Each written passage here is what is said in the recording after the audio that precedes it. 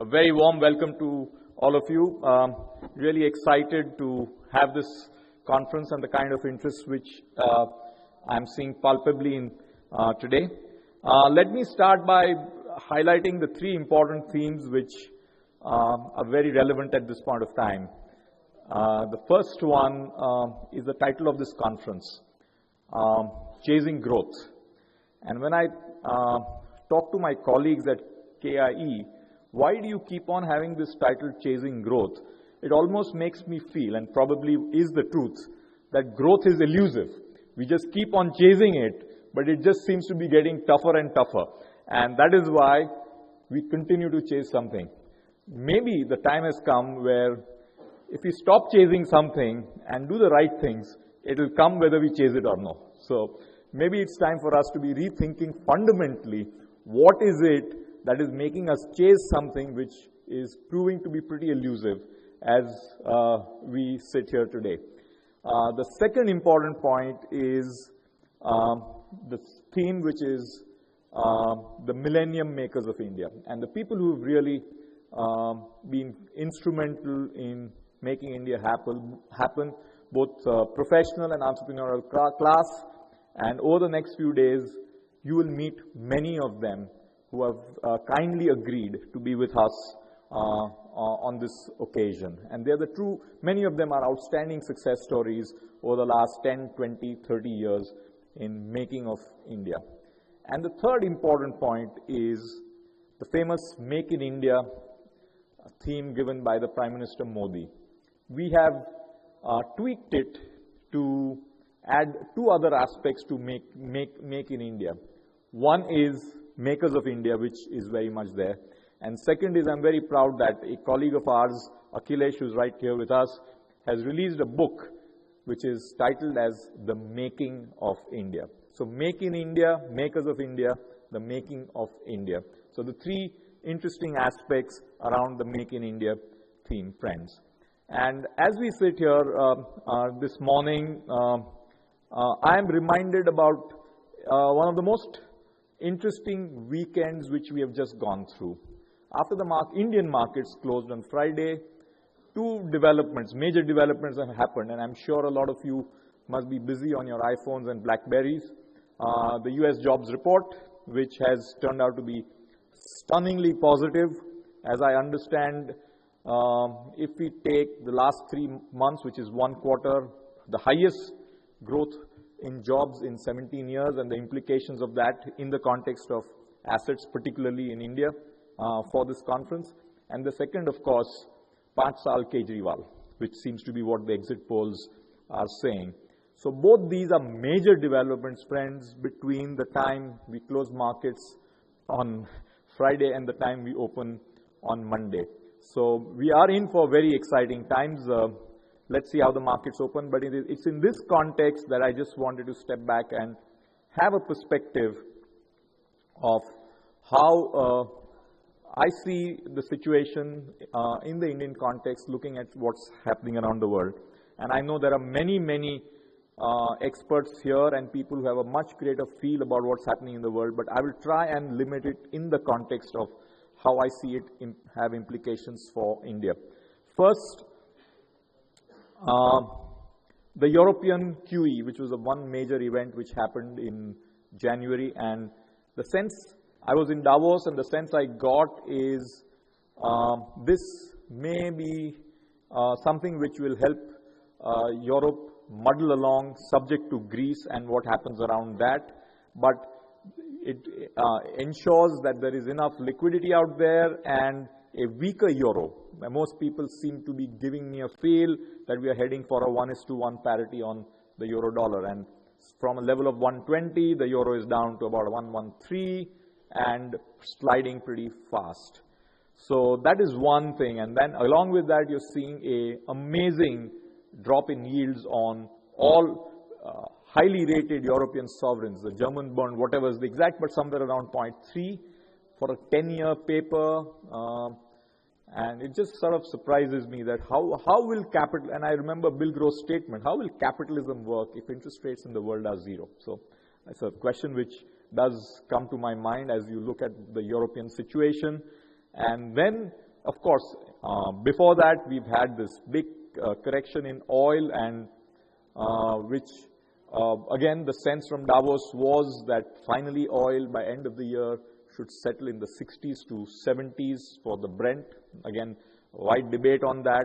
There is a theory which says it may first go to 30 and then to 70, but from 48 to 58 in a period of less than 2 weeks is what we have seen. So oil and all commodities as an asset class generally weaker, but may stabilize in the 60s to 70s, particularly in the context of oil. That's the sense I have picked up.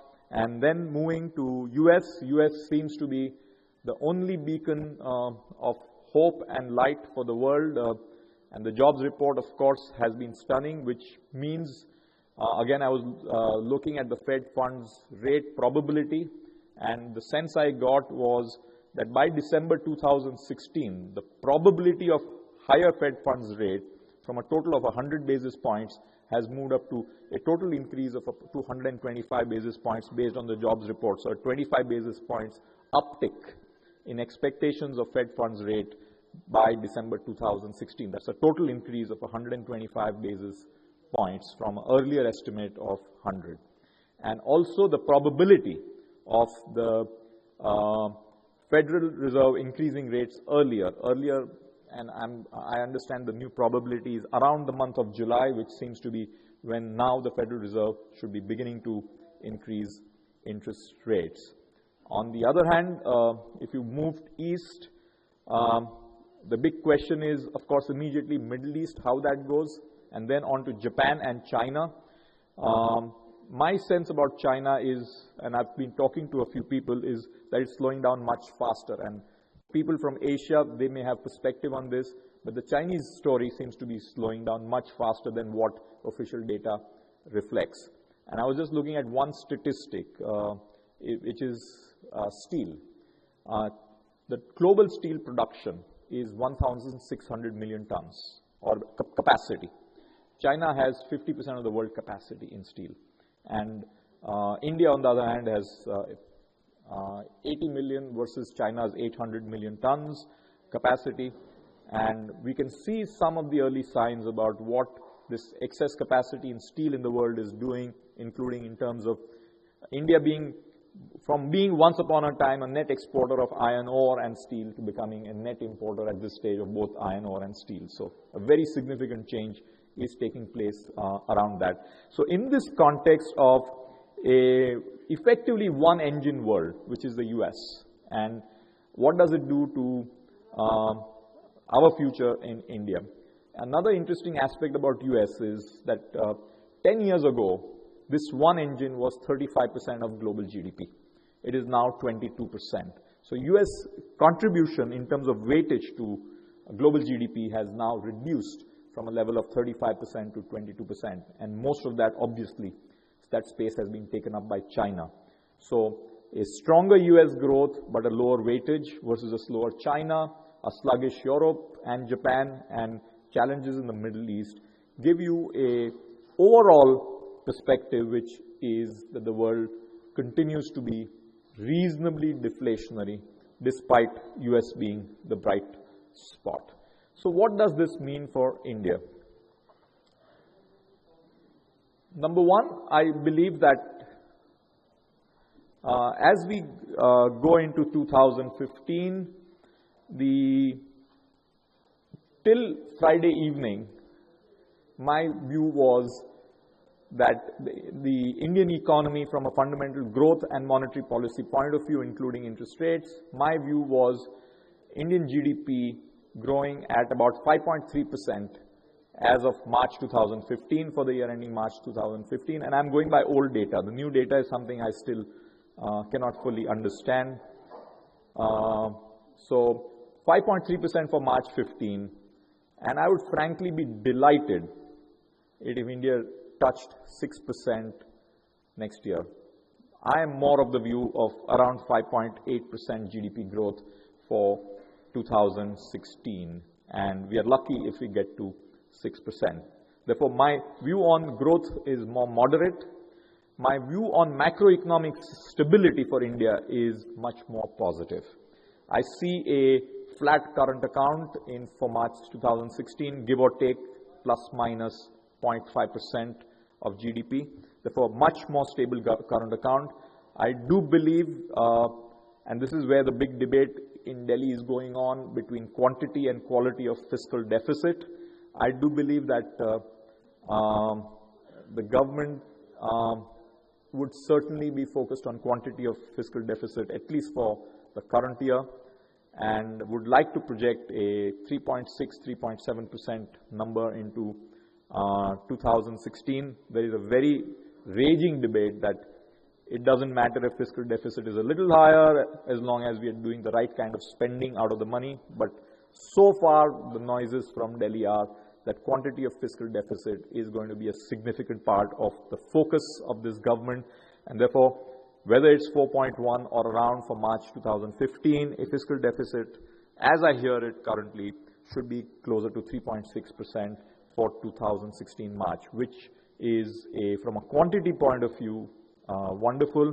So, if you sort of step back and see a more moderately growing GDP, a much higher level of macroeconomic stability, but the key issue in my mind is what will happen to corporate India and earnings around this certainly lower levels of growth, and to what extent are markets focusing more on increasing PE rather than enough focus on E. So that's a question which is in the minds. But having said that, if investors get new money, what's their choice? They have to put it to work. So there's a whole technical aspect about stocks, which is what is impacting markets. And that brings me to the other point, which my view has got a little more moderated between Friday and today, which is on monetary policy.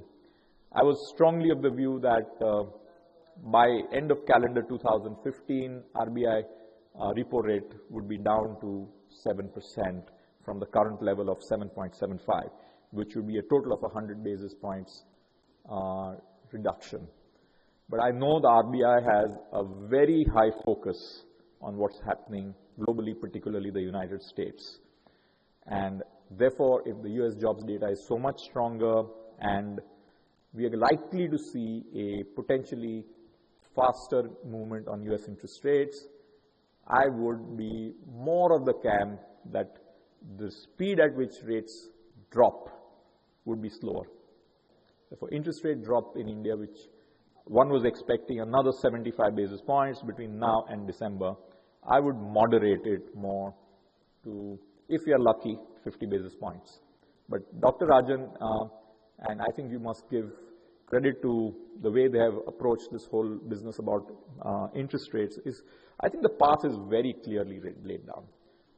First, I will watch data.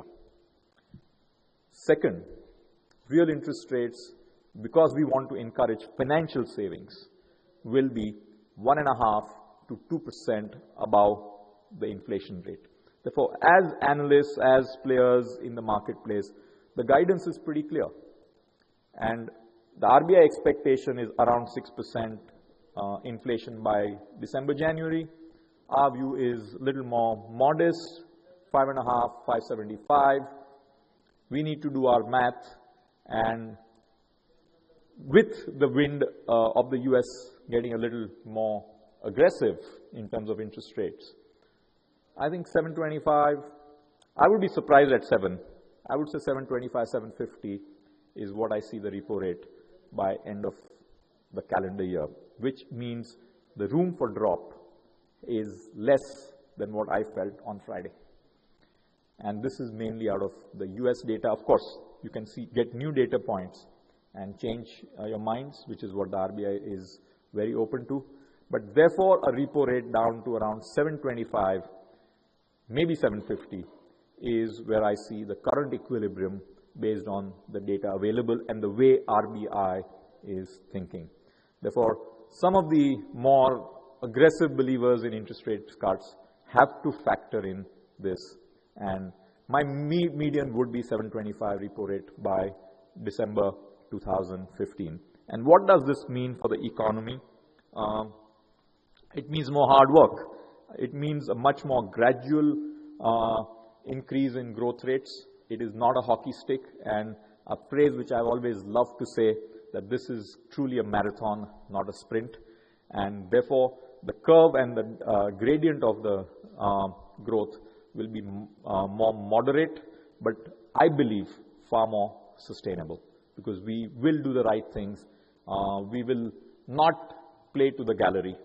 We will and frankly, we have seen a significantly more purist RBI. Therefore, at a time when the rest of the central banks in the world are ready to do more, to use the cricketing terminology, more cross-batted shots, the Indian RBI is playing a more purist, traditional game. And therefore, expect modest drop in interest rates, expect a modest increase in growth over the next few years. And I'm more of the camp that the first 5 years of this government will give us an average growth of between 6 and 6.5. Again, moderating from an earlier expectation which I had in June, which was 6.5 plus, more to 6.5, also impacted by a pretty deflationary world out there other than pockets in the US. So, but I am more bullish long term. I feel much better building businesses in an environment where there is greater predictability and stability of the macroeconomic fundamentals. And the biggest challenge as I see it is in this context. How do we get investments going up? What really takes the Indian investment engine up? And frankly, that's where the model is broken. Historically, this was being done primarily by government. The government gave up the space and said, we want a model which was the public-private partnership model. That model, friends, is frankly failed for a variety of reasons. And the outcome today is many private players in the public-private partnership who had a great ability to manage the Indian system and the complexity of it don't have too much equity. And for a change, the purist RBI is going back to fundamentals, that if there is stress, the equity owner takes the first pain. Only after that, the lender takes the pain. Therefore, if that is the rules, the new rules of the game, as we are seeing in the Indian context, where is private sector equity, particularly from the Indian promoters, who were the big players on Indian infrastructure? Where is that equity going to come from? And frankly, if we really go to kickstart Indian investment, it has to be a combination of the government companies doing a lot more on the one hand, and a new model for the private sector. And I don't have an easy answer, but one model which I think we need to start thinking about is the model which has worked in a completely different sector, which is the Indian digital and technology sector, where promoters who start companies in the technology and digital sector are ready to dilute their equity much faster and are ready to grow the company with smaller skin in the game, backed by significant institutional money. And do we have, and I would love to believe that there are enough people in the professional class in India who would be ready to take that bet to work towards a new investment and growth model, including in infrastructure sector, which is professional entrepreneurs with relatively smaller skins in the game, but ready to be backed by institutional money. This is a whole different game. I think the model will take time to evolve, but the traditional Indian promoter wanting huge slugs of equity to be kept by him, using Indian banks to provide all the private equity with downside to the banks and the upside to the promoter, I think that model is broken. So we need an alternative model, which I can't think of any in a hurry, because we really have the traditional Indian private sector, many of the promoter class, deeply leveraged, and will find it tough to bring the capital to support the investment cycle. And this, friends, is the worry which is top of my mind. I'm very comfortable with macroeconomic stability. I'm a believer that even if the investment cycle is slower, the Indian GDP's gradient is gradually up, directionally clear. But how will India kickstart the investment cycle? And this is a pretty tough one, and I don't have easy answers, including the untangling of the number of existing investment projects where money is stuck without any outcomes. So if you move to a belief that this time around in the Indian economy, people who have made mistakes will have to pay a price in terms of having lost a lot of their equity, and banks having to take tougher calls on how they deal with some of these companies, combined with the fact that, again, in the context of the financial sector, that restructuring will not be allowed after 31st of March. So I see a slug of restructuring coming from Indian banks in their last opportunity, which is between now and 31st of March. And thereafter, the day of reckoning hopefully comes where you have to bite the bullet and take the pain through the balance sheets over the next 1 year. And finally, a purist method of distress resolution coming in the system, which I think will play out over the next 9 to 12 months as banks begin to recognize reality. My view is it will mean a significant recognition and realization of the reality which most of us have been aware of, but we're hoping that some magic wand or kicking the can into the future will solve it or wish it away. Based on this purist RBI approach to this solution, I think we are heading for a time where recognition and realization is here in front of us.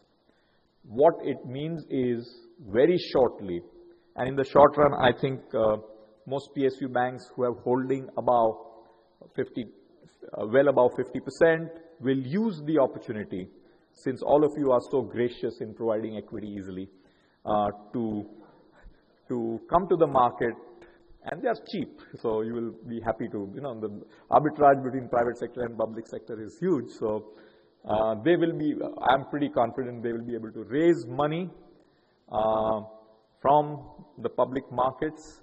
So the issue is not 12 to 18 months. We have to ask the question, what happens thereafter? I mean, when you reach the 51% magic number, and are we, the country, the Indian polity, ready to bite that bullet? And frankly, this creation of a national asset management company is talked about, but frankly, my view is the very simple solution is let companies raise capital, drop the ownership of the government well below 51, and have a hurdle, whether it's 33, 26, whatever it is, but let them free. In the context of Indian polity, and that is where the symbolism of Delhi elections matters, will it be feasible for Indian polity, because this requires a legislative change, will it be feasible for Indian polity to take that tough call of really freeing up public sector banks? And frankly, the most outstanding example of something like this, which was never a public sector bank, if you think about it, say a bank like Axis. I mean, government ownership is 25, 26%, including LIC and everything, but it's a private sector bank. So why can't we do that, something like that, with all of Indian public sector, which is 75% of Indian banking? So I am more conservative in believing that, and therefore of the view that this is very tough in the context of Indian polity, but I know for a fact, in some of my talks with government, that the intent to do something significant is there. The question is whether this happens or no, whether we see Indian public sector banks truly unleashed to a new era in Indian banking. And based on that, to talk more specifically about public sector and private sector, you could take your calls which side to bet. So moving beyond that, friends, in terms of the more immediate in the Indian financial sector, I think for players who are looking at building over the next 5 to 10 years, I genuinely believe that India is a place which is looking extremely positive for a 5 to 10 year marathon. And it goes back to something which I deeply believe in the context of the financial sector. You really have two parts of the financial intermediation model. One is what you call as the saver-borrower model, which is intermediation between a traditional saver and a borrower, which is the typical banking model. It is possible for institutions to grow in this space at what I believe 2 times nominal GDP. And I'm using the words carefully, nominal GDP, which is real plus inflation, which currently looks like 11, 12, and it is possible for players to grow at a significantly faster clip than nominal GDP, and depends on the nature of the institution, but 1.5 to 2 times seems sustainable without having problems on the asset quality. The second aspect is the second intermediation model, which is where many of us also play in, is what I call as the investor-issuer intermediation. And we are seeing the development of the markets on the investor-issuer intermediation actually grow much faster, both in equity markets, in debt markets, asset management, securities, debt capital markets. The most interesting aspect which I'm seeing is development of the debt capital markets, which is again back to investor-issuer model, where number of large corporates who were traditional banking borrowers have moved to the debt markets. Therefore, a lot of the spreads of banks which are dependent on wholesale lending disproportionately will be disintermediated to the wholesale debt markets. And unless players are able to play that and manage the risks of credit, interest rate and liquidity, they will face the challenges to move into that. But for players who can move into the intermediation game, in addition to the saver-borrower model, what I call as the investor-issuer model, financial sector in India is one of the finest places to be over the next, hopefully, 5 to 10 years. And in a way, as the gradient gets more gradual, it gives you a lot more time to be building sustainably rather than doing hit and run. So with that, friends, I will now sum up and open it for Q&A with just a very strong belief that as I think about our journey as Kotak in India over last close to 30 years now, which has been very exciting. The journey of the marathon over the next 10 years, from the perspective of Indian financial sector, of which we are a player, is looking even more exciting for the next 10-year marathon. Thank you very much, ladies and gentlemen. I'm happy to take questions and answers.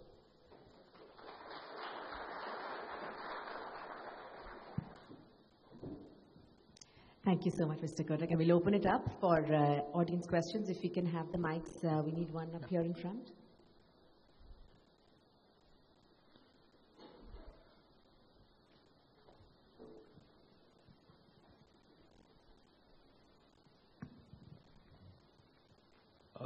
This year you are saying we end at close to 5, above 5 in terms of GDP. 5.3-ish. 5.3-ish. But then if next year we are closer to 6, that kind of does not take into account the kind of savings we make just on oil, even if we assume 70, 75, whatever. Because oil saving itself is over 1% of GDP. So de facto you are saying that rest of the economy actually slows down further. Let me give the counter to that. I do believe India is a big beneficiary of oil, certainly. But against that, India will import deflation. Therefore, if the Russian ruble gets so much devalued, and Russia has steel capacity which is similar to India, Russia will export steel and is exporting steel to India. That impacts domestic manufacturing GDP. On the other hand, at the same time, because India is amongst the few places where we are seeing growth and increase in growth, the amount of investment flows India has attracted puts pressure on the rupee, keeps it stronger than it should. So that again puts pressure on making imports cheaper and exports less competitive. And frankly, unless you have dramatic increase in your productivity, it's very tough to achieve Make in India with a strong rupee.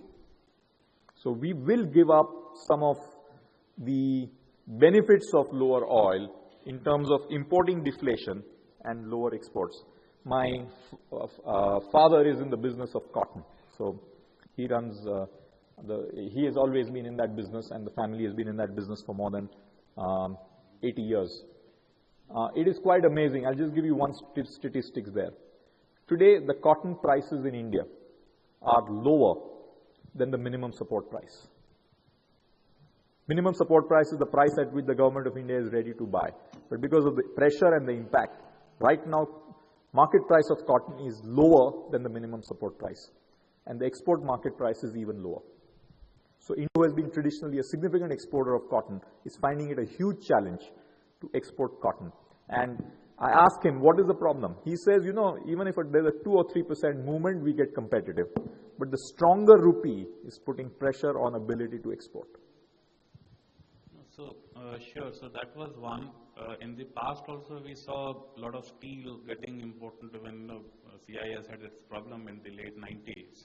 So solutions are known. I mean, it is just that how much time we take. We are already told that some 77 countries in Europe have put anti-dumping. So it's possible to, if they can do it, probably we can do it also. So I hope we see that. But there is another very important point, which is the structural issue in India, which is this time around we need a better mix of investment-led growth. And one of the lines which I like a lot is, we need more roads before we need more cars. So how are we going to have a structural GDP growth which enables more roads before more cars? Because otherwise, if we see a turnaround and more sales of cars without roads happening, you and I will have to walk to BKC with a car alongside. And that is the issue.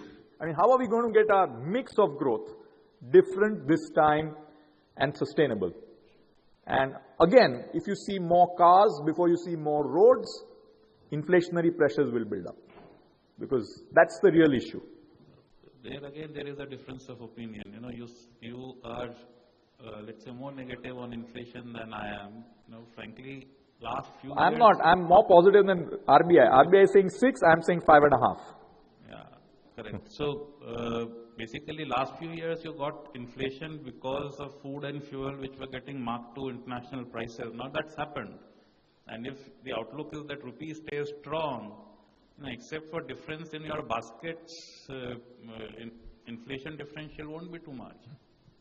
I hope you're right, and I would love to see GDP well above 6 for March 16. I would be delighted to see, but I see challenges to going above 6. I see challenges to interest rates crashing. I see interest rates on a downward glide path, but I don't see them crashing. Any other questions?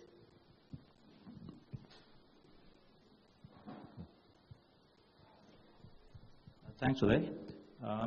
You've commented on the US dollar and the interest rates there.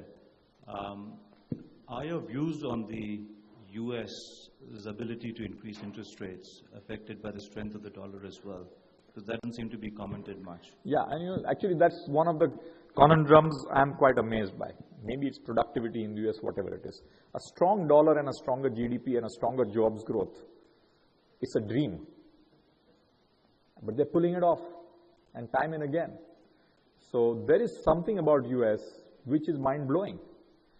I mean, if you see such a huge increase in jobs, and then you see the dollar's strength, and to have achieved it despite that, tells you something about the productivity, creativity, and efficiency of the US economy.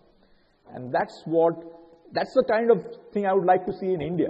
That do we have the conviction that we can have a strong rupee and stronger GDP?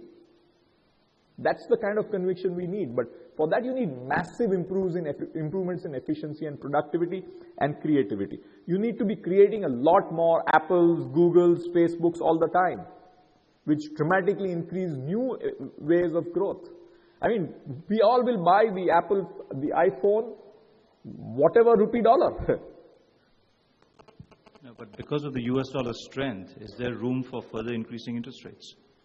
Therefore, I think US, the beauty about markets is a great equilibrium. And therefore, if the euro went, say, below 1.1, that will start putting pressure on the US growth. And whether that is enough, see, that is why before Friday, the consensus view was Fed increase was earliest was September, October. That's moved to July. So we have to watch. This is a fast-moving movie. But you have to look at data. And to see not only were January job numbers good, the November and December job numbers were revised up, making it the highest quarterly job growth in 17 years. Now, if you are sitting in the Federal Reserve and this is the data you have, it is bound to impact your thinking. Thank you. Yeah. Yeah. There's a question. Yeah, right. Yeah. While talking about the evolution of financial services and the way forward, you talked about one very powerful force, that is disintermediation, and we can see the early signs, which is going to be very powerful. And I think mutual fund industry in India is doing a great job disintermediating the banks. Yeah, thank you. But I think there are two other very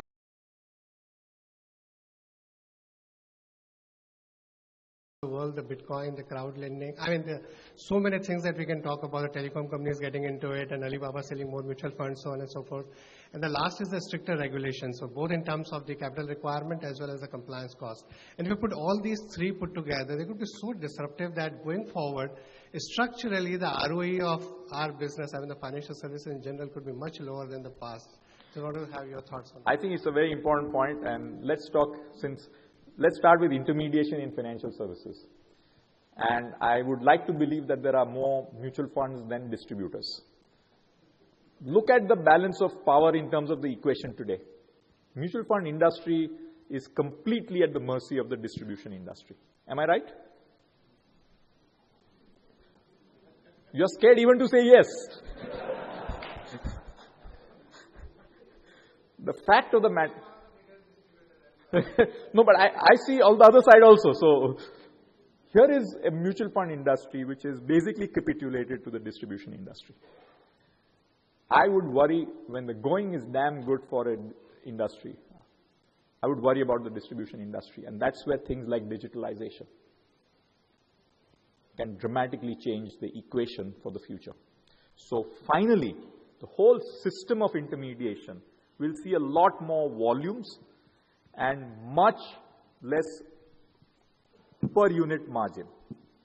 And I was recently told by somebody who's been an advisor to Obama on digital, I mean an Indian American based from the Valley, and he was saying that the most important aspect about the new intermediation world, two important points he said which struck a bell, that the new intermediation world in digital, unlike all of us, who think about, oh, if I'm going to do this, will I make money over the next few years? The new intermediation model is focus on getting users, usage, and thereafter think of how you monetize it.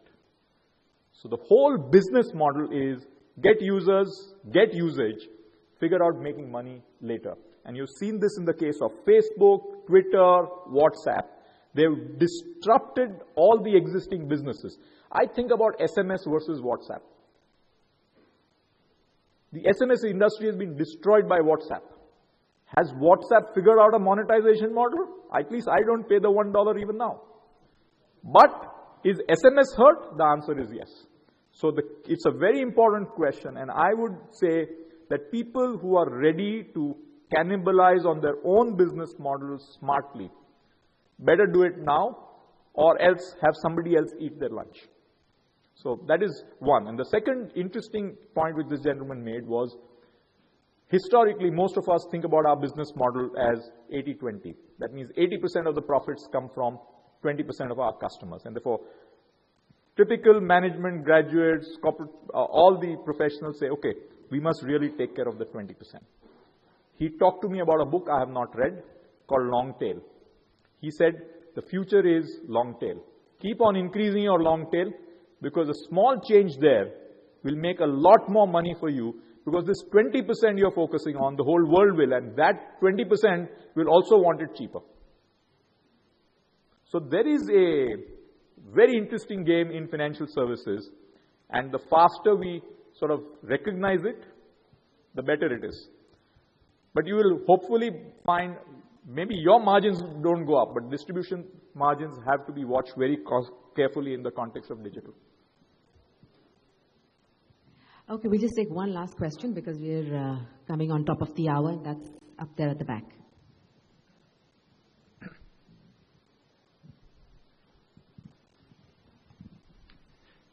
Hello. How do you see the new payment banks impacting profitability of full-fledged banks? Do full-fledged banks be needing fewer branches as they move forward? Thank you. Yeah, I think I'll first start with the party line, and then I'll try and give you a little bit of... I think if you look at the whole payment bank space, and as you know, we have announced our intention of taking a stake in Bharti's initiative on payment banks, so with Bharti Airtel, and we have signed an agreement to take a 19.9% stake in that. I think fundamentally the ability of telcos, and I'm talking in the context of telcos, it may be applicable to many other players, to reach out to a large number of customers, significantly more than banks, is humongous.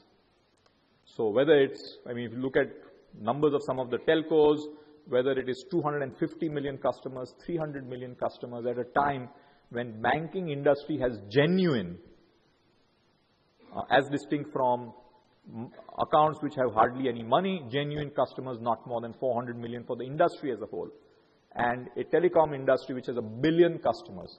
Just the sheer ability to reach out to a much larger customer segment, and back to the point about long tail, is just awesome. Those customers, almost impossible for banks to reach. The counter is, banks have not found a way of making money out of those customers. Will the whole payment universe enable us to learn how do we do inclusion and make money out of this over time? So it's a whole new world, but it will make the levels of efficiency and turnaround significantly better. And it's just finally, if you're dealing with a much more market-oriented customer or a demanding customer, your levels of speed are much faster. And something which we see time and again in many of our own businesses. Moment you are at the sword of the marketplace, you start getting more responsive. And moment you know you are in a comfort zone, it takes longer. So I am quite excited that payment banks will open a whole new world of optionality which banks have not dared or been able to go. And it is in that context, for us to be able to reach a large customer base which we otherwise could not have reached, we are excited. The issue in my mind is, will we be able to mine these customers over time, say for example on the credit side, to do profitable lending? I think the jury is out, but it is certainly worth making that bet, which will be hugely inclusive for India. And the optionality value in the context of digital is something which every firm has to keep. You have to be open to experimenting and doing optionality, because otherwise, one fine day, you will wonder what happened.